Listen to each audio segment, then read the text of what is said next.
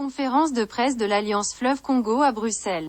Pour sa première dans la capitale européenne ce lundi, le parti de Corneille Nangaa n'a pas eu des mots doux pour l'actuel chef de l'État du Congo.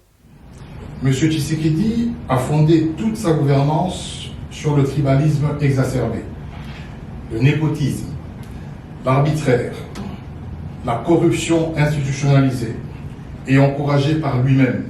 On se rappelle de la rétrocommission qui finalement serait légale au Congo. Le non-respect des engagements, l'irresponsabilité pathologique, les détournements des deniers publics et pire, l'escroquerie d'État par la taxe RAM, non inscrite dans un compte public pour assouvir ses folies dépensières.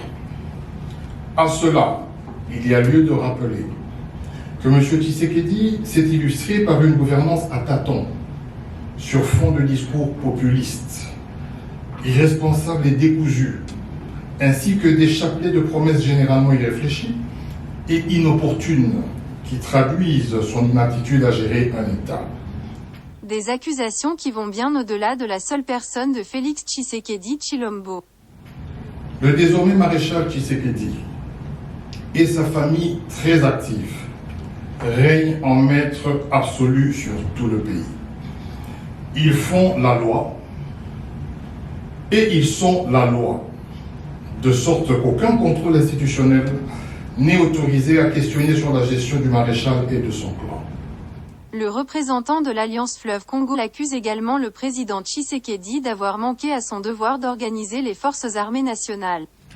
M. Félix Tshisekedi a mis en danger le pays et s'est gravement compromis en manquant dûment, durant son mandat, à son devoir de dûment organiser nos forces armées pour la protection de nos populations et l'intégrité territoriale en sous-traitant la sécurité nationale par des armées étrangères, EAC, SADC, FNB, des forces négatives, FDLR, Wazalendo et autres milices, et des mercenaires occidentaux dont le seul résultat quantifiable ne se lise que sur l'essoufflement du compte du trésor public, concomitamment avec une exploitation anarchique de nos mines à l'est du pays au profit de ces mercenaires.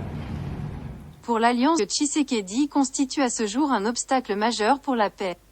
Le parti de Nangaa exige de ce fait son départ. L'Alliance Fleuve Congo est étroitement liée au M23, une structure politico-militaire également reconnue pour être au service des intérêts de M. Kagame.